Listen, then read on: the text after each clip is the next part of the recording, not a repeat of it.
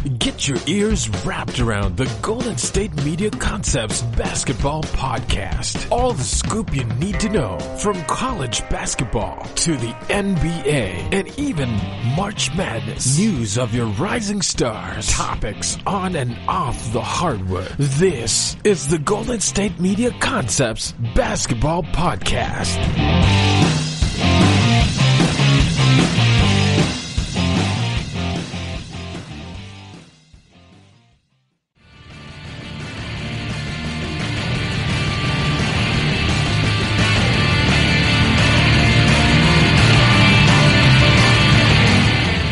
Welcome into the GSMC Basketball Podcast here on the GSMC Podcast Network.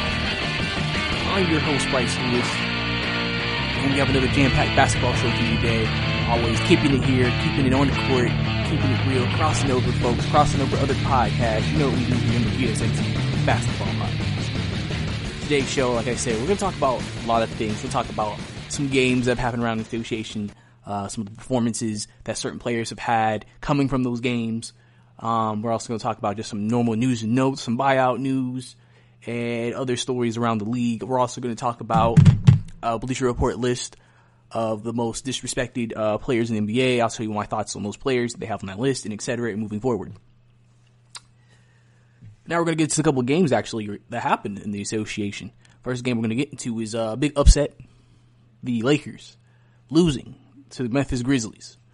Fully healthy team, except Danny Green wasn't playing for the Lakers. And obviously Memphis coming off that stretch, losing to a lot of quality teams and losing badly to them. Obviously getting destroyed by the Clippers earlier in the week and getting blown out by the Rockets.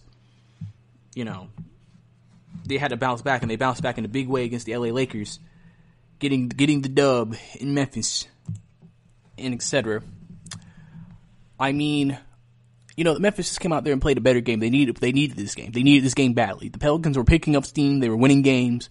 It was a 2-game gap going into that game. Winning that game gave them a half a game, and now the Pelicans are going against the Lakers. And if the Pelicans win, they'll go back to 2 games.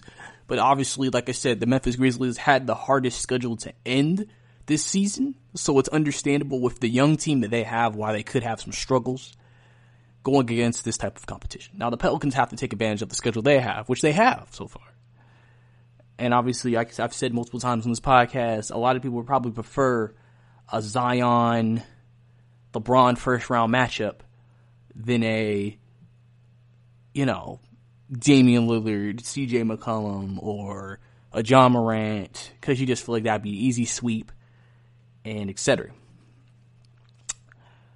I mean, in this game, really, John Morant had a great game. Dillon Brooks had a great game. I mean, their key players came up clutch for them. And, you know, Anthony Davis didn't have the greatest game. He didn't have the dominating Anthony Davis game that you're used to him having, which is probably one of the reasons why they got down early in the game and why they didn't play up to maximum level like they usually do in these games against teams. This was the first team the Lakers have lost to in the Western Conference outside of the other LA team. So they have pretty much dominated the Western Conference this year. This is also one of the very few teams that have lost to under 500. Because obviously, usually Lakers take care of business against 500 opponents. And this was the first game that they've lost. You know. So, you know, thinking of that is an interesting ordeal. You know, I think, obviously, the Lakers playing a back-to-back because like I said, they're playing the Pelicans Sunday as they played, you know, Memphis Saturday. But I just think it's important that good win for Memphis. People think this might be the last one they even get on the Lakers all season if they have to play them again in the playoffs. And it was just a crucial W for them. Sometimes you just got to get guys when they're not playing at their best. And the Lakers did not play their best game. And they were able to take advantage of it. They played one of their better games, and they were able to come away with a victory, which is what you would want and expect from a team that is fighting for a playoff spot versus a team who, I mean, the Lakers are fighting to just clinch the first seed, but obviously the urgency isn't as high as a team that's trying to hang on to a playoff spot. That's 2 different types of urgency. Because usually a team's good enough where it's like we can kind of play close to all the way, but not all the way, and still win a majority of our games, where a team that's fighting for like an 8th spot usually is having to play their best every night to survive. So that maybe is one of those nights where it's just the effort was there for Memphis and the effort just wasn't there for the Lakers coming into the game. Another big game, another great game, classic game that happened was also Saturday night. The Houston Rockets and the Celtics played in a game that, was just a great game from start to finish. Obviously, Boston has been garnering more support from fans and a lot of people thinking that they could compete for a championship, especially with Jason Tatum taking off this year and becoming a superstar. And obviously, Houston trying to prove to the league that the small ball can work and they can win with small ball. They came out of this game winning overtime. Houston was able to win in overtime. Russell Westbrook had 40 plus, and basically, I mentioned this last week on one of my shows. This small ball has unleashed the weapon of Russell Westbrook. Westbrook has been much more efficient with the way he's played because since there is no one in the middle of the paint, Russell Westbrook is one of the best drivers and finishers in the game. So him getting into the paint, he can do it at will. And that makes teams collapse. So either he can pass it out to the shooters or he can score. Or he's taking a lot of shorter jumpers. So it's like he's close to the paint. Because before, someone's in the paint, I can't really go in the paint. Too many people in the paint. I gotta take this three. I gotta take this long mid-range. Now Russell can get closer and make plays for other teammates and still be just as effective as any other player on the Houston Rockets. And obviously Boston, they played well. It was a close game down to it. It took a Jaylen Brown 3 after a missed free throw from Jason Tatum to tie the game. It was an excellent shot. Great from every angle. If you saw the angles they had on that game for that shot, it was absolutely fantastic. Clearly you see, you clearly see both teams are very, they're very well matched. Potentially could be a great playoff series if they ever played. All the potential is there in the world for them to be successful. And, with that being known and said, you can't really complain about, both teams going into the playoffs if you have concerns. Because these types of games are what we want to see on a daily basis. And if somehow Houston can make it out of the West and Boston gets to the East, if this is what we're getting in the finals, I'm sure no one is going to complain about this outcome and complain about this game.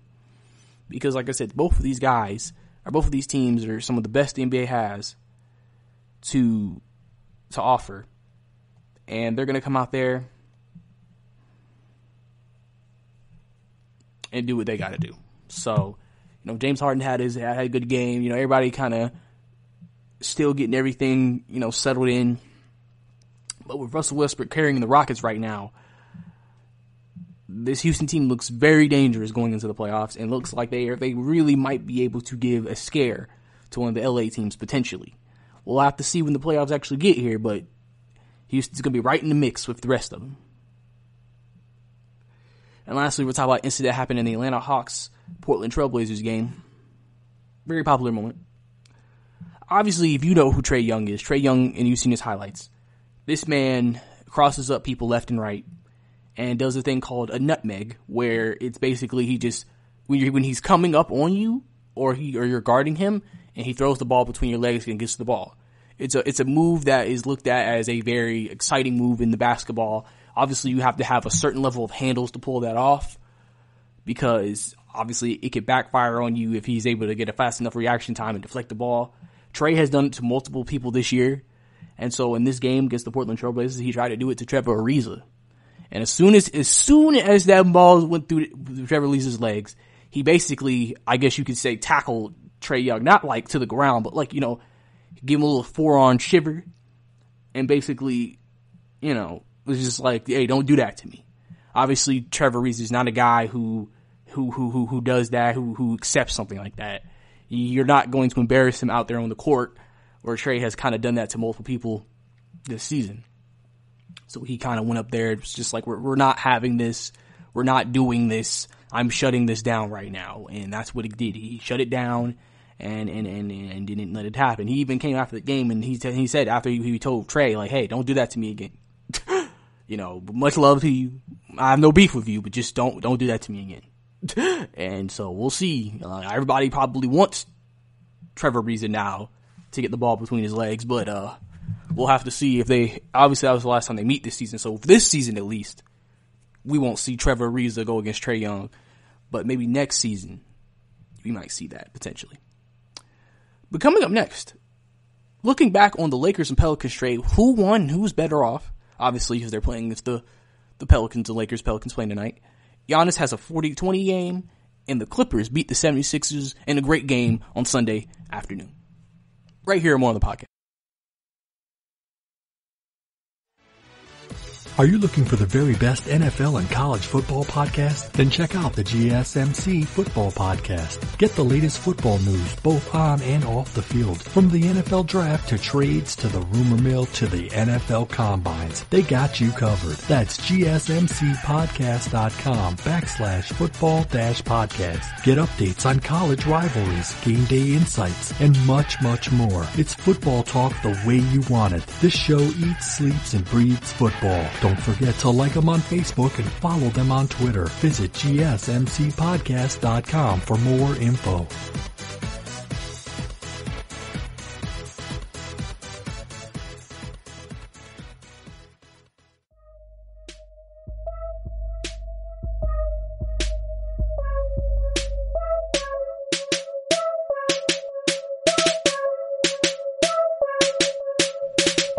Welcome back to the GSMC Basketball Podcast. Last segment, we talked about multiple games around the league. The Memphis Grizzlies upsetting the Lakers Saturday night, obviously helping them in the playoff race, trying to keep ahead of the Pelicans and Portland Trail Blazers. So a very crucial win for John Morant and those guys. Also, Houston and the Celtics in a great game, going into overtime. Going down to the wire. Russell Westbrook having another huge game, showing that the small ball lineup can work and they can make something shake. And lastly, Trae Young and Trevor Ariza have an incident on the court as Trae tried, I guess, make Trevor Ariza look silly. And Trevor Ariza was having none of that, so we also talked about that too. But now we're going to get into some more news and notes around the league, and we're going to talk about something that happened this past offseason, obviously. The big trade between the Lakers and Pelicans, with Anthony Davis getting traded to the Lakers for all the young talent the Lakers had. And we're going to look back and say, who won? Who's better off? Now, looking at the better off point of it, you could sit here and say both teams are better off. The Lakers made this trade because they wanted to become a championship contender. They wanted to put themselves in the running with LeBron James to win a championship the next year. They knew with Anthony Davis they would be able to do that, which is why they made the move. The Pelicans have got a unit and a core they can build around.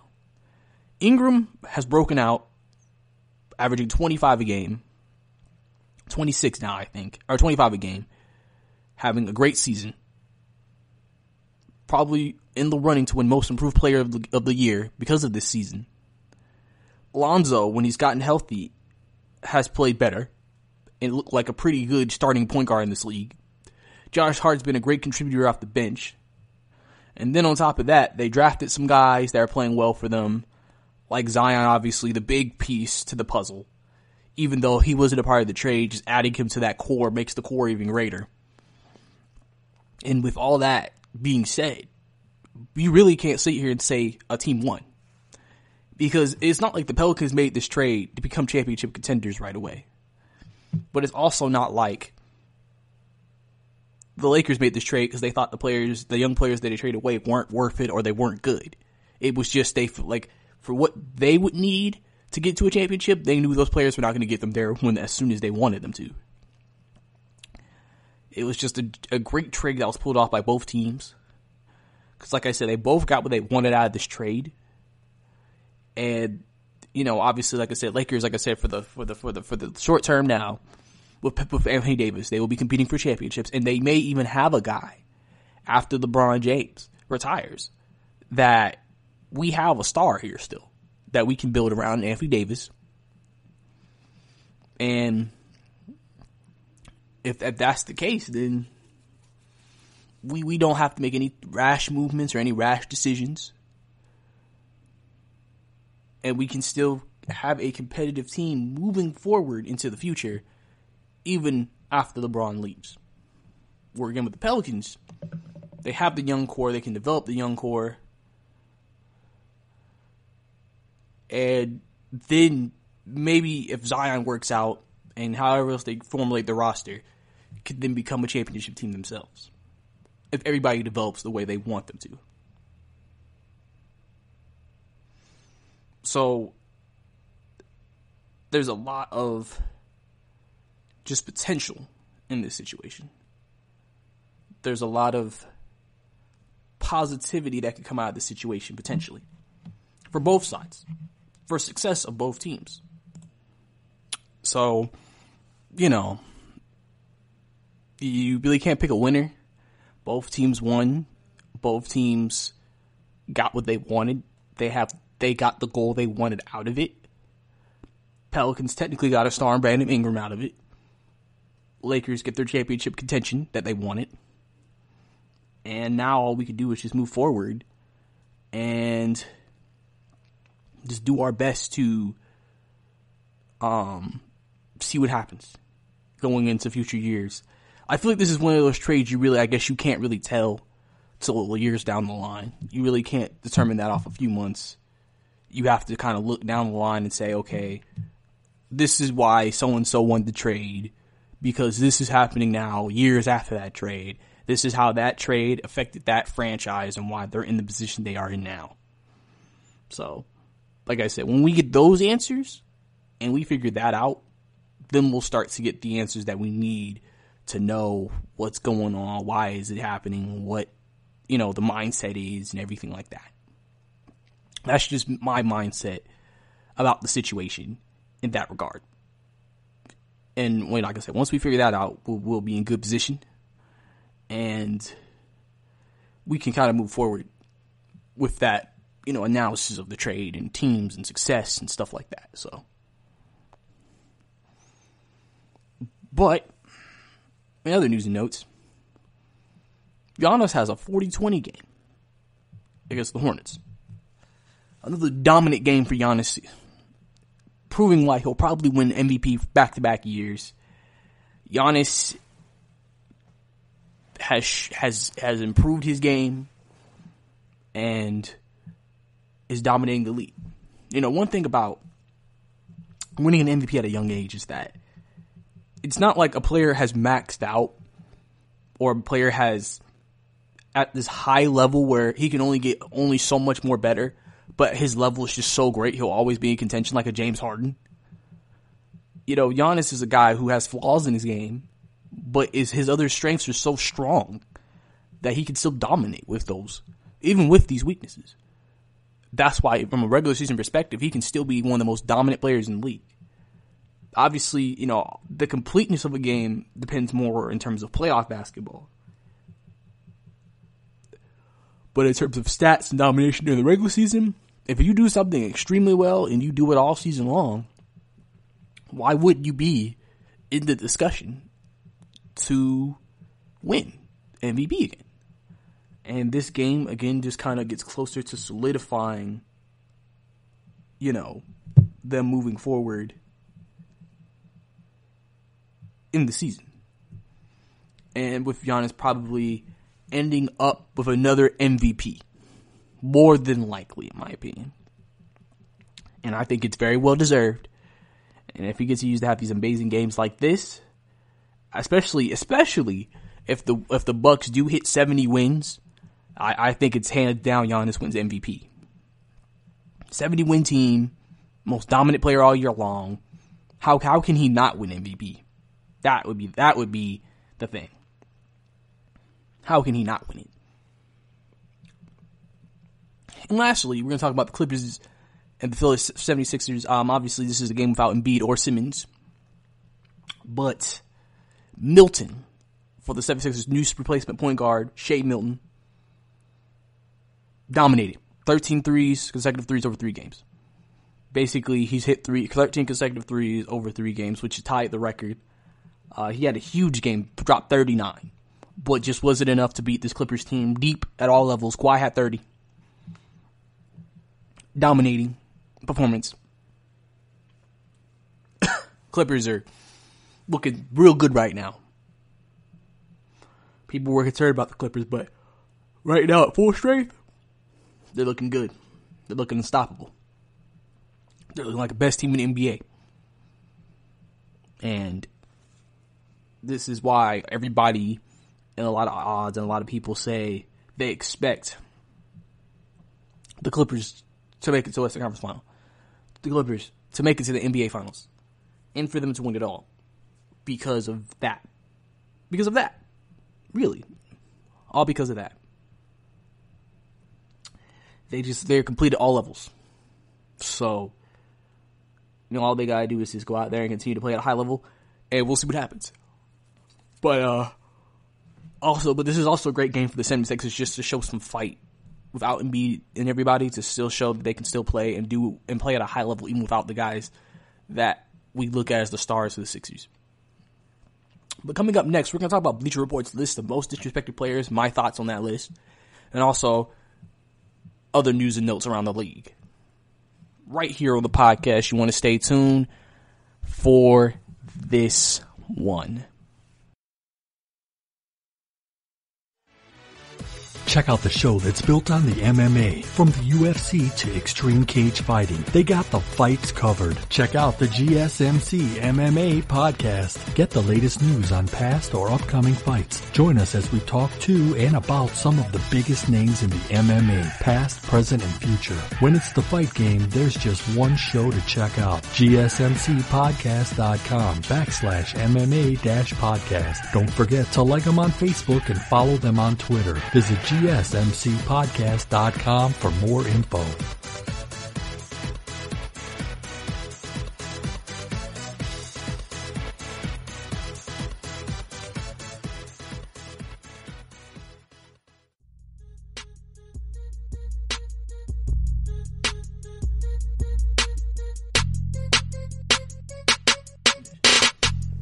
Welcome back to the GSMC Basketball Podcast.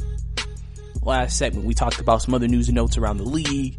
We talked about the Laker-Pelican trade from this summer. Who won?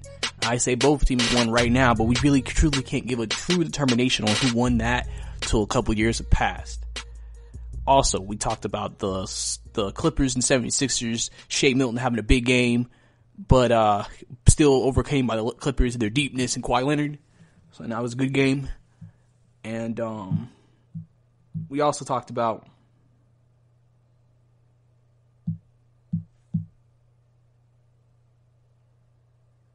Giannis has a 40-20 game. Very big game. Sorry about that. Very big game. And, just shows that he deserves to be MVP again, especially if the Milwaukee Bucks do end up hitting 70 wins once again. But now we're going to get into a list from Bleacher Report talking about the most disrespected players in the NBA, and I'll give you my thoughts on them right here, right now. So the first person they have on this list is Devin Booker of the Phoenix Suns. I do agree that Devin Booker is very disrespected as a player. People don't appreciate Devin Booker because he's on the Suns. Because of what the Suns have been. The Suns have never won since he's been there. And he's literally putting up almost 24 to 26 a game every year. It's just, he doesn't get the recognition because of the fact that he's in Phoenix. That's not a huge market. And they don't get a lot of primetime games. Plus, like I said, they've lost a lot when he's been there. So a lot of people feel like that Devin Booker does not get the respect he deserves as a player. He is one of the best pure shooters in this game. That was his strength coming out of Kentucky, that his shooting ability was through the roofs, and he has shown that in the league. He can shoot from anywhere and he can shoot very efficiently. He has a very underrated game, and like I said, nobody really talks about him in the top shooting guards in the league. It's funny because, people say Clay or Bradley Beal, but nobody says Devin Booker. Just because of the fact that he doesn't get the same publicity as those guys. And I think that's a crime. An absolute crime. because Devin Booker has been one of the most consistent players since he's entered the game. Now, obviously, whenever that time comes for Devin Booker to make a decision if he wants to leave, maybe if he goes to a team that's better suited, maybe he'll finally get the appreciation he deserves. I mean, you see it in three-point competitions that he competes in. He's always one of the best three-point shooters in all those contests. You see the shot. It's beautiful.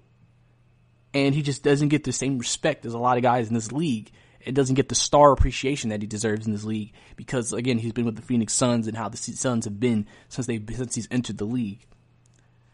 But I hopefully hope that Devin Booker will get that credibility one day. He is still a very young player and has many more years to come of playing at a high level. Next player they have on this list, Nikola Jokic. Now, you may think this one's a little weird because you would think he has the publicity.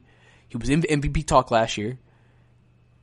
And, why would he be disrespected? The reason why Joker would be disrespected is because people know all that. But there's still this feeling among the league that he is not, in some people's eyes, maybe that good. Some people may feel like he's not that big of a game changer as you think. And a lot of people think that he's not really a superstar, even though it seems like it. Best center in the league. Everybody pretty much like pure center, because he's a pure center. A lot of people agree he's probably the best pure center in the league. Maybe Embiid. It just depends on who you favor. He doesn't dominate games like you think he should.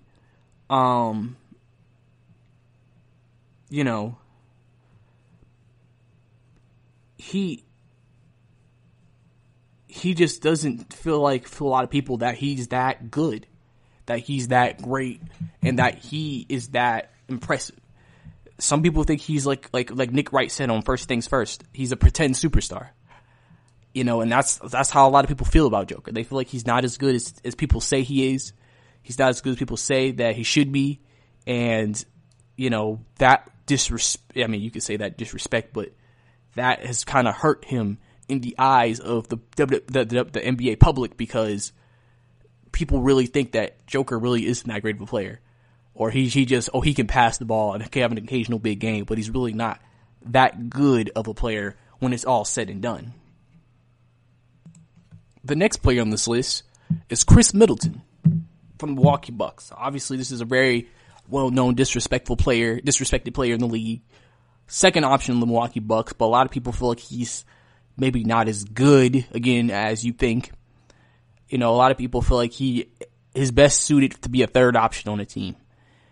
Thing is, Chris Middleton has came a long way. He used to be a player who, borderline, you could say was the last man on the bench.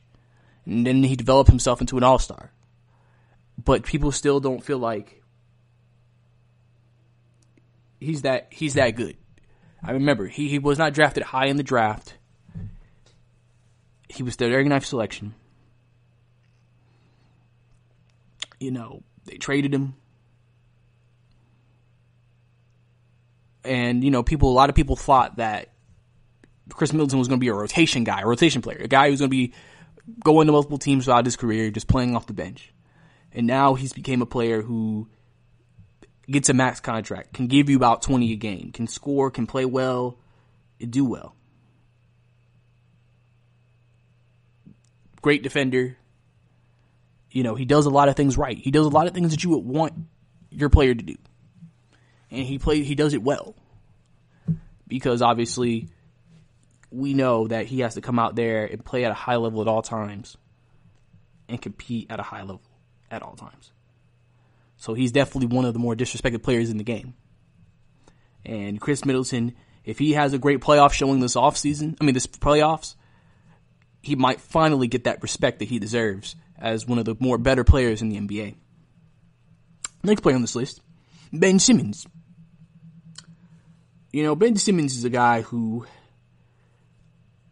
very, very, I'd say, he's a very controversial player. Obviously, he's a guy who we all know about his shooting struggles. Not cannot shoot and shoot, and now he doesn't even try to shoot. But Ben does a lot of things great. He is one of the better defenders the NBA has. He's one of the best NBA defenders in the league. He is also obviously one of the best shooters in the league. Assist to shooters in the league. And, you know, with his strength and size, he can still be a very big variable factor. Obviously, like I said, he needs to work on his free throw shooting and three-point shooting, but he does a lot of things well. Obviously, he's dangerous in transition, one of the best transition players in the NBA. One of the toughest transition players to guard in the NBA.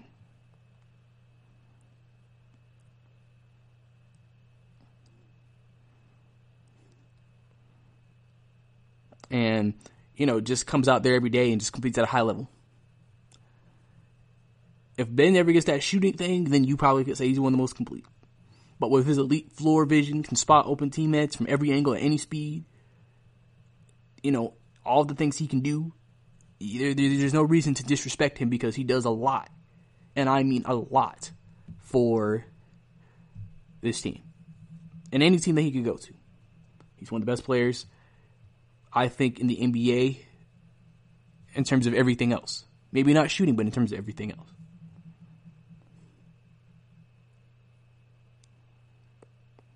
And the last player on this list,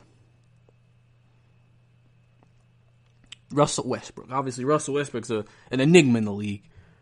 Obviously, people have been disrespecting Russell Westbrook for years. They feel like, he's just a stat guy. He just pads his stats. He's not that good. He's not a playoff player. He's not a team player. He's not a championship player. I mean, that's all the reasons why people disrespect Russell Westbrook on a daily basis. Everything he does, they just feel like he's not going to be appreciated for his game. His game is something that we'll probably never potentially see again at the level that we're seeing it. And people just continue to disrespect him and say that he isn't that good. He isn't that impressive. And I just think that's disrespectful for a guy who led the league in triple doubles 2 years in a row, won MVP, carried teams, all of it. I feel like he just doesn't get the appreciation he deserves. Definitely feel like he's disrespected. But coming up next, Steph Curry's return pushback, Lakers working out Dion Waiters on Monday, a couple of buyouts around the league, and updates on the playoffs right here and all that on the podcast. Check out the show built around the women of MMA. From the UFC to the extreme cage fighting, we got the fights covered. Listen. It's the Golden State Media Concepts Women's MMA Podcast. The latest news of upcoming fights, discussions of previous matches. Join us as we talk to and about the biggest names in women's mixed martial arts. Past, present, and future. When it's the women's fight game, you know where to listen to. The Golden State Media Concepts Women's MMA Podcast.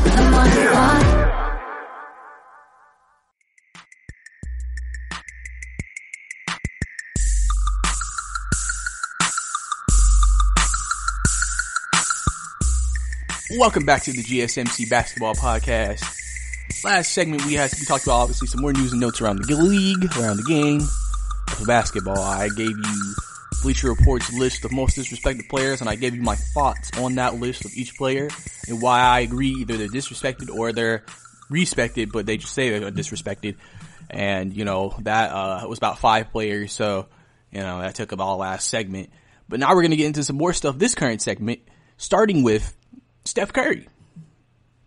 Steph Curry with the shot, the babyface assassin, was supposed to return on Sunday. But the Warriors decided they wanted to give him more practice time, and so they decided not to play him. But he is still on track to play this month. They just want to wait till he gets more practice time with the team before they actually get out there and play Steph Curry.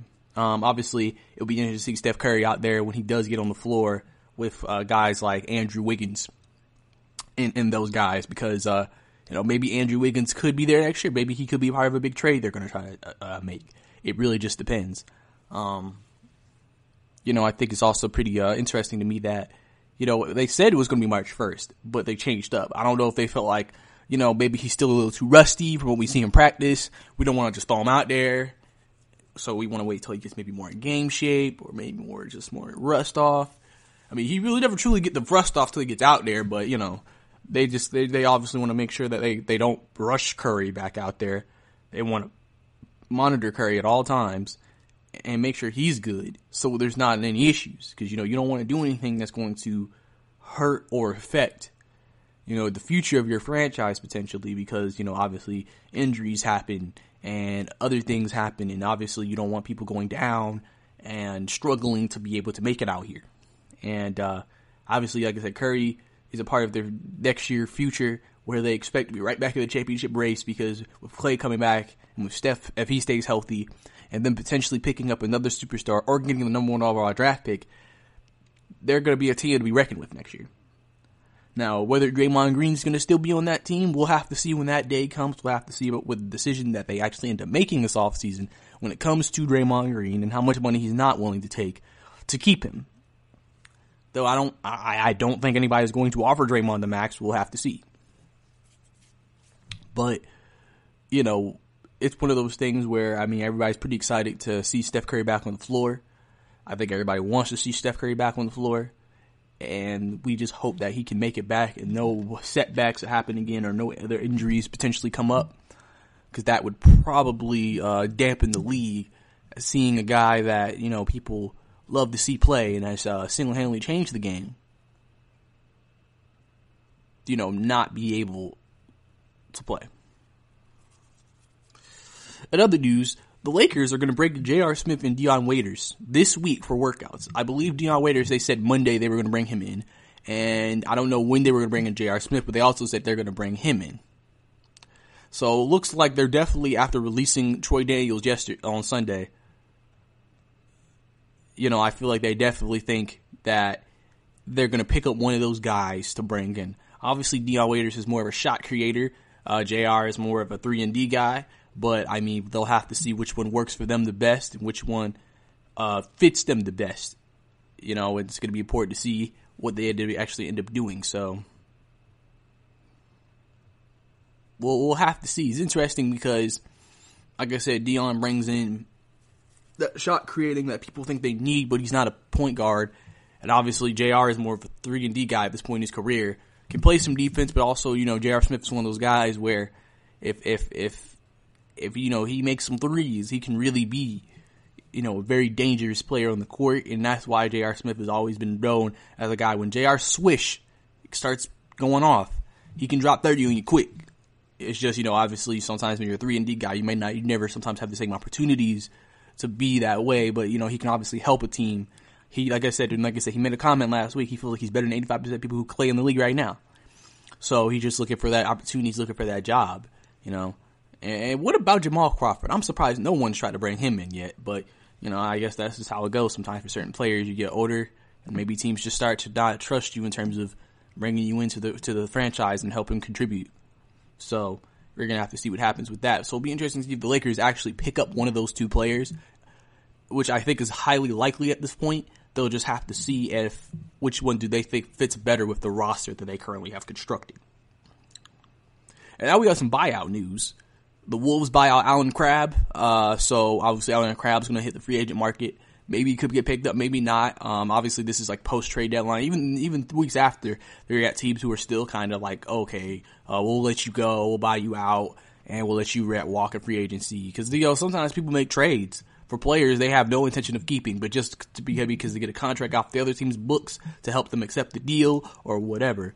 So it's one of those types of things. And also the Kings buy out Anthony Tolliver. Anthony Tolliver is expected to join a team that is going towards the playoffs. And it's going to be interesting to see what happens when it comes to that. I think it's going to be interesting to see how it ends up being in the long term and in the long run. Obviously, Tolliver, again, is another what we consider a 3-and-D guy. He can hit the three ball and play some defense. So, I feel like he's a guy, though, if he does get picked up, he probably won't play that much, but it's just a guy for depth.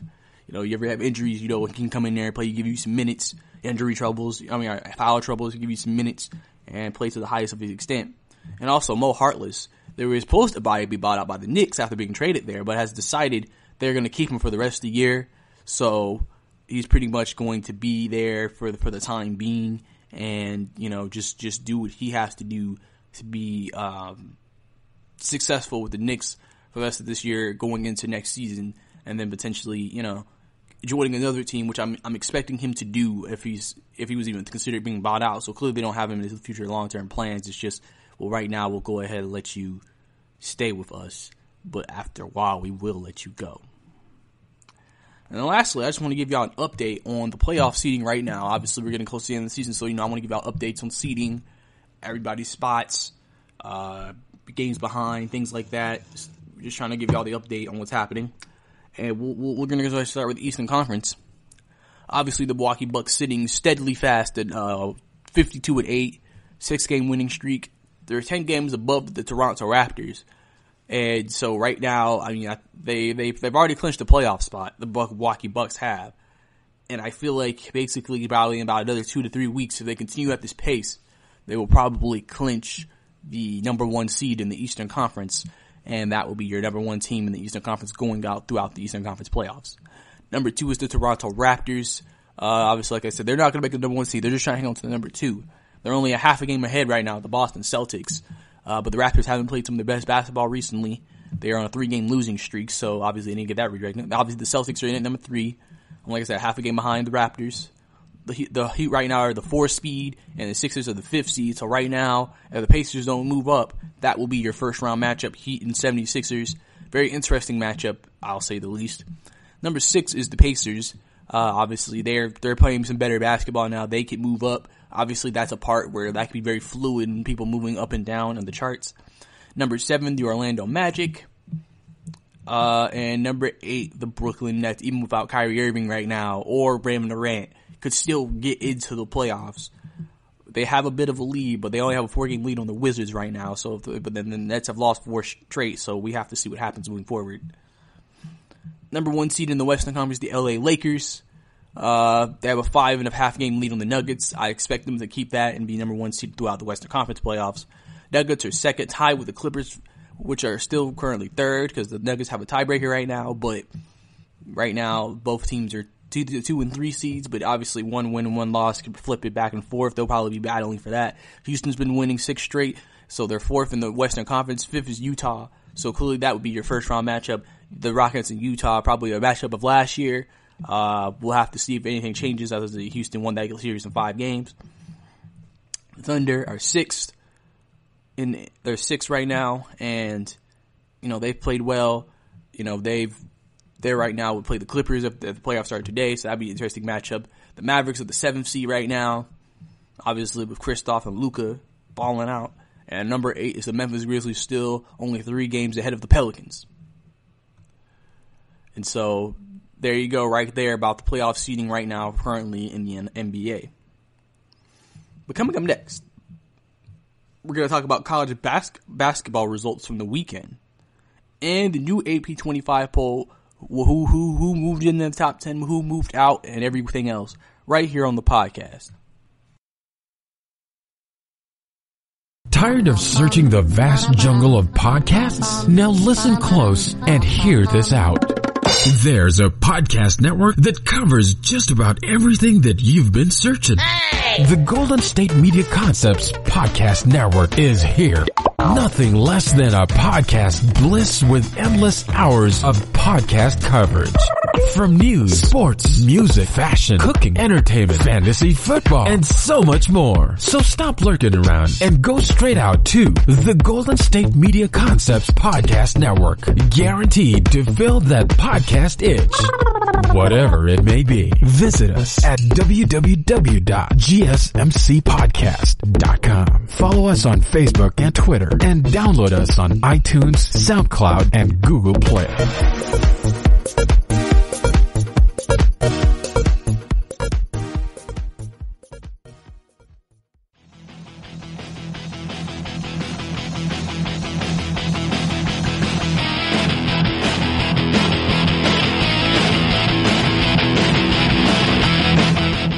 Welcome back to the GSMC Basketball Podcast.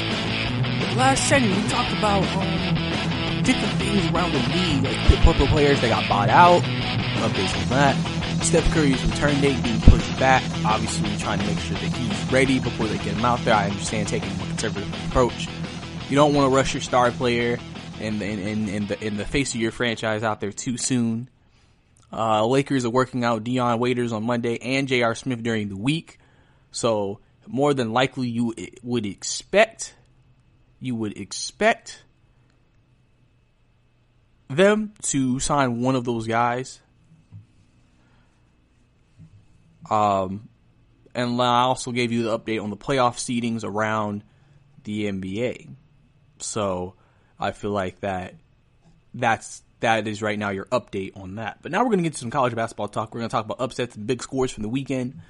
Just, giving you updates about what's going on.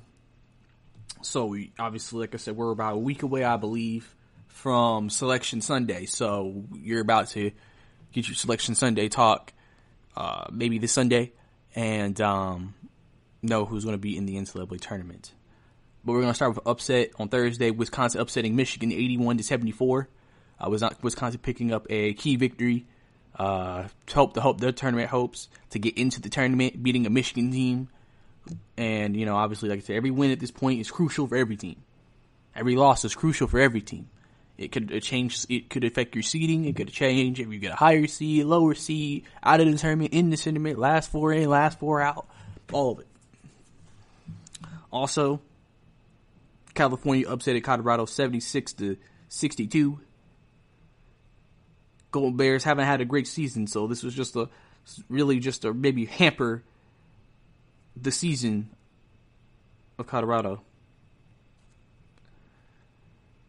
Then, to the Saturday games, Gonzaga beat St. Mary's 86-76, bouncing back. After the first half, it looked like maybe there was a potential for another upset, but Gonzaga was able to pull away in the second half and make things happen, make plays. So, good for them. San Diego State won, beating Nevada 83-76.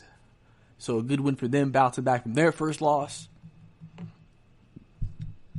Michigan State upsets Maryland 78-66. Obviously, Maryland is a top 10 team losing to Michigan State. Michigan State has played better basketball of late. They have played better. They have played at a level that people expected them to play all season long. Michigan State has been consistent from time to time at certain points of the season, but they have showed also flashes of their brilliance out there on the court and how well they can actually play going into the season. Duke was upset by Virginia 50-52. It was a defensive game. It was one of the best defensive games Virginia has played all year long. Obviously, you don't really hear 50-52 games in college basketball because they barely cracked 50, and Virginia was just a team that just suffocated Duke. Duke has struggled these last few games. They've lost to a lot of teams. They lost to two unranked teams, and then obviously Virginia wasn't a ranked team either, so that's three unranked teams. But they're the best out of the unranked teams that they've lost to. And like I said, it was a suffocating defense from Virginia all night, able to pick up the upset win on Duke. Obviously, Duke looking at this, not playing their best right now going into March. Kentucky beats Auburn and they get their game back from when they lost to Auburn at Auburn, 73-66. I said I was expecting this to happen. They've won 8 in a row now, so Kentucky right now is on fire. They are currently on fire right now, beating every team in their way. Definitely when we're talking about the SEC tournaments and the ACC tournaments about to come up after the season ends, it's going to be very interesting to see what actually happens when it gets down to it. Like I said, with the tournaments coming next week. Oklahoma upset at West Virginia 73-62. Another upset. It's funny because one of their players, Christian Doolittle, actually had surgery to repair a broken nose on Thursday, and Saturday came out there and got buckets, 19.7 rebounds to help upset West Virginia. The toughness of Oklahoma showed at the end of the day as they make a key victory to help them move forward and try to get into the playoffs, into the tournament. TCU upsetted number 2 Baylor, 75-72, the biggest upset of the day. The Horned Frogs beating one of the best teams in the nation. Might not be enough to get them in, but obviously this is a big win for them. and it gives you confidence that you can beat any team in your league when you beat one of the best that you have the Big 12 has to offer, as TCU was able to come out with a victory and come out on top. Kansas beat Kansas State 62-58. Very well competitive game all the way throughout, but Kansas was just able to make more plays down the stretch and be able to win. So, a good win for them as they're the new number one team and trying to stay number one for the future in the years to come. Clemson upsets Florida State 70-69. Obviously, Clemson has been they have been a team that's upset some of the best teams the ACC has. They upset Duke, they upset Florida State, and, they're coming out there and competing at a high level. Clemson, again, looks like right now unlikely they'll make the tournament unless they make a deep run in the ACC tournament, getting a couple more quality wins. But right now, just another key win. You never know. These are the type of games that if they can come back and have a good showing in the ACC tournament, might be able to still get them into the last four. We'll have to see, though, what the committee actually decides to do. Providence upsets Villanova 58-54. The Friars were able to come into Villanova and just, compete at a high level and win and do what we got to do out there. And Providence had to do everything they could. So they really did a good job. And, obviously Providence having some hopes to still make the tournament. This is obviously a huge win for them, beating Villanova. Villanova seems like they've been on the end of a lot of upsets recently. And obviously this is a key win for Providence moving forward going into the end of the season. Texas upsets Texas Tech 68-58. If you've noticed through this entire podcast segment, it's been a bunch of upsets. It just shows you how the college basketball season has turned out this year. But, obviously Texas has won 4 in a row, making their final push to make the tournament. I think right now they are in right now with another quality win. And I expect them to be their name called regardless of what happens in the Big 12 tournament coming up.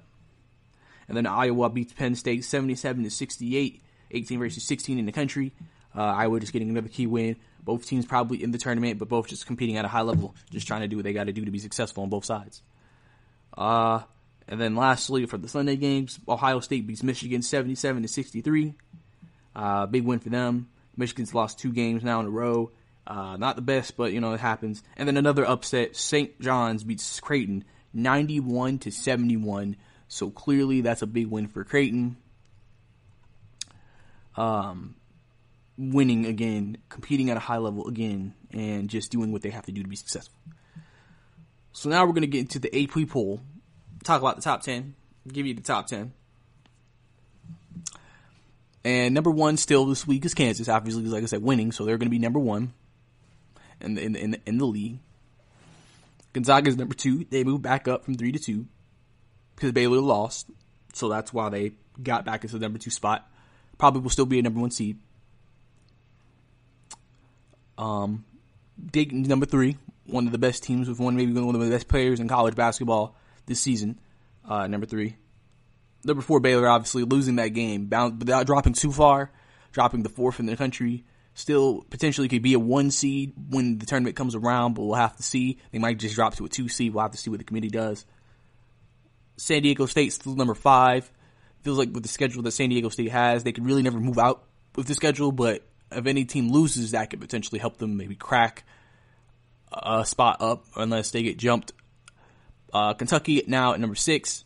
Obviously, again, winning more games, still playing at a high level, playing at one of the best levels in all of college basketball, being very hot going into the SEC tournament and in the committee and the NCAA tournament too. Florida State is 7th right now, playing at a high level, doing what they got to do out there. Maryland is number 9. Number 8 was Seton Hall. Both teams, obviously Seton Hall has really came out of the works. A lot of people think Seton Hall is one of the 4 best teams in the country. Some people think that. So, obviously that's a very big thing for them to have that type of credibility going into it, to have that type of ability going into it, etc. And lastly, number 10, finishing out the round of the top 10 is Louisville. Louisville, trying to get back cracking the top 10 again and playing at a high level. So coming up next, we're going to talk about the NBA power rankings from Bleacher Report and my thoughts on that coming right here on the podcast. Are you looking to get your college football fix? Looking to get the latest news on your favorite school's team? The GSMC College Football Podcast is your ticket to all things college football. Join us as we talk college football from the national championship, the college rivalries, the bowl game, to the Heisman Trophy. To which conference is the best? We've got you covered for the Big Ten, SEC, Big 12, the Pac-12, ACC, and everything in between. Download the GSMC College Football Podcast on iTunes, Stitcher, SoundCloud, Google Play, or anywhere you find podcasts. Just type GSMC in the search bar.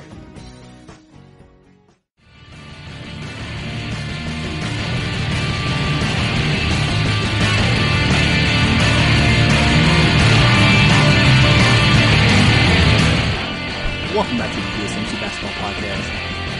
Last segment, we talked about college upset scores and upset teams past weekend. What's been going on in college basketball has been heading to the end of the college basketball season, entering the conference tournament before we hit the NCAA and Selection Sunday. Now we're going to go into some power rankings. Power rankings on the teams. Obviously, we're going to do top 10. And we'll discuss each top 10 team and my thoughts on each team. So this list is also coming from Bleacher Report also, so this is their power rankings. And I'll just give you my thoughts on each team. So number 10, the New Orleans Pelicans. Obviously the Pelicans have played some of their best basketball now that they're fully healthy with their full team of Zion Williamson back. You know, Zion scoring at least 20 in 12 of his 14 professional games is putting him in very rare company. And, you know, when he's on the floor, he's playing, his plus minus is very positive. So clearly, you know, they've played extremely well and they've played at a high level. They do what they need to do on both sides of the ball to compete. Obviously, there's still some liabilities defensively as a team, but offensively, like I said, that's one strength they've always had. They've always been a good offensive team, and Zion's only improved that. With that being said, they have all the potential in the world to be a dangerous team when playoffs come around. So you definitely need to watch out for the New Orleans Pelicans and Zion, because if they make the playoffs, again, they're not going to go too far because they're going to have to play the Lakers in the first round, but I expect that to be a very entertaining and interesting series. Number 9, Oklahoma City. Obviously, Oklahoma City, you know, coming off that 47-point loss to Milwaukee wasn't a good look. You know, it was just not a good performance. And they had won 5 games right before that. But, you know, obviously, Oklahoma City is just, you know, biding their time. They're only a half game back of getting the 5th seed, so they're still moving up in the ranks regardless. And right now, the Jazz are not playing some of their best basketball, so that's going to be very interesting to see what happens to Oklahoma City moving forward. They have a lot of talent. A lot of young talent, especially. They have a future with this team, and Chris Paul is just helping, you know, give them the leadership and the experience and mixing it together for them to be successful moving into the long term. And that's why Chris Paul's season has been such a great season for everybody in the league, because of what he's done with this team. And the players in this team, these young players taking those leaps and becoming great players. It really shows a lot about Oklahoma City and what kind of team they are and built as, and the type of organization and structure they have. Number 8 is Toronto Raptors. Toronto hasn't played the best, and you know they're 0-3. Now they have not been having Fred VanVleet or Serge Ibaka, so clearly, you know, they haven't played at their fullest of strengths. But you know, in the NBA, nobody is gonna feel sorry for you. You know, OG Anunoby's been playing pretty well for him. Other guys have played well, but everybody knows when Toronto's healthy, they're a top 3 team in the East. And remember, they still don't even have Marc Gasol yet. So when he gets back, you know, you'll see this team at full strength, and we'll truly know how good this Toronto team actually is when it gets down to it at the end of the day. Number 7, the Dallas Mavericks. You know, the Mavericks are a team. Luka's been in and out of games, sore thumb, other situations. Kristaps has been playing some of his better games. He just had a career high. I mean, not career high, but he just had a big game recently, 37. You know, from Curry, Steph Curry, Kristaps with 28 against the San Antonio Spurs. Dallas' strength is their offense. They're an elite offensive team. They have elite offensive talent. Everybody can score. Everybody can play. Defensively is where their liability is, because obviously Luka doesn't play much defense, and Krista is not known as a good defender. But everything else works out for them, and they have a lot of potential talent on the team, working with them and going through it.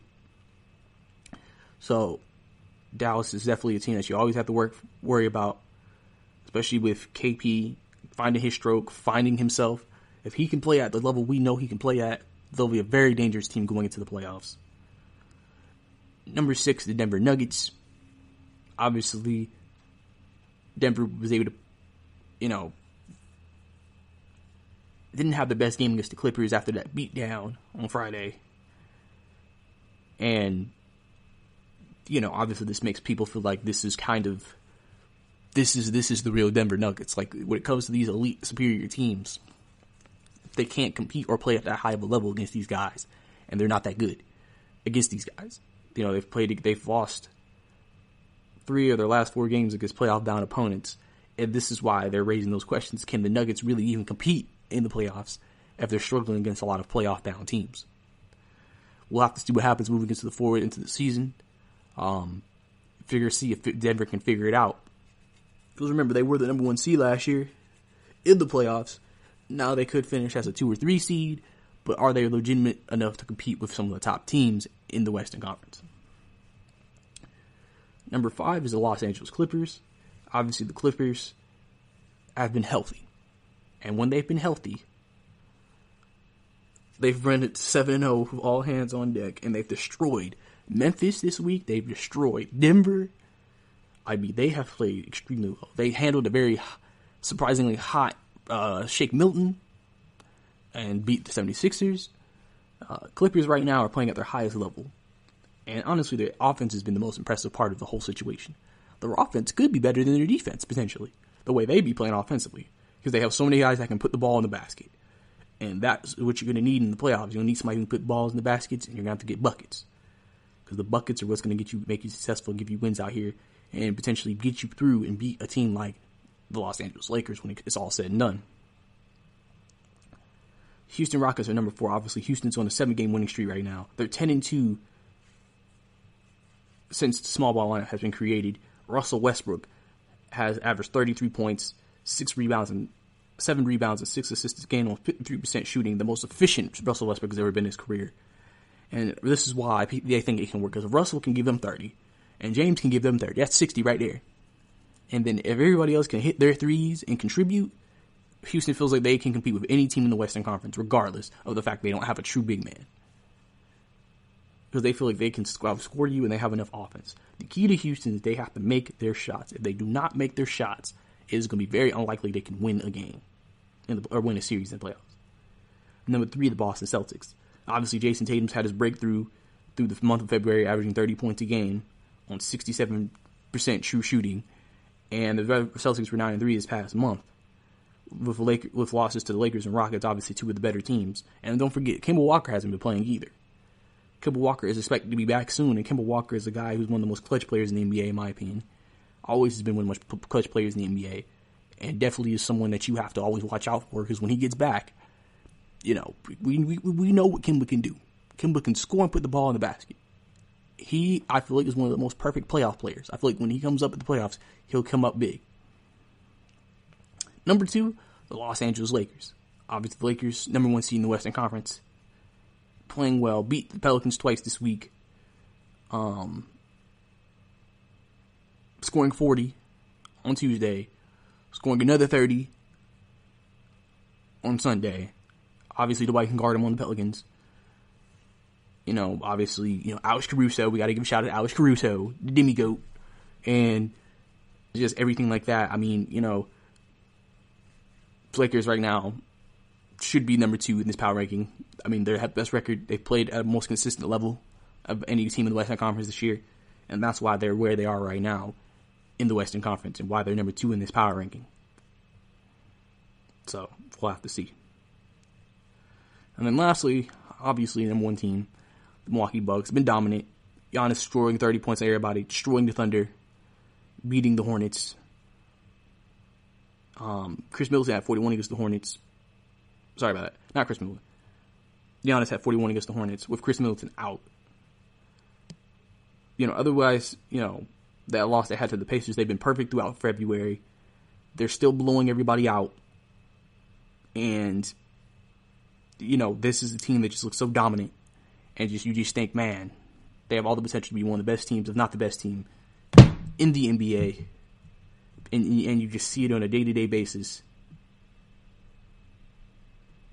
And it just shows how good they are and why they deserve to be the number one team in the NBA. But thank you for listening to the GSMC Basketball Podcast. We hope that you can return for our next show. We also hope that you follow us on Instagram, Twitter, and Facebook. And we can't wait for you to tune in next time with us and listen to more NBA basketball or college sports, college basketball. Thank you and have a good day. You've been listening to the Golden State Media Concepts Basketball Podcast, part of the Golden State Media Concepts Podcast Network. You can find this show and others like it at www.gsmcpodcast.com. Download our podcast on iTunes, Stitcher, SoundCloud, and Google Play. Just type in GSMC to find all the shows from the Golden State Media Concepts Podcast Network, from movies to music, from sports to entertainment, and even weird news. You can also follow us on Twitter and on Facebook. Thank you, and we hope you have enjoyed today's program.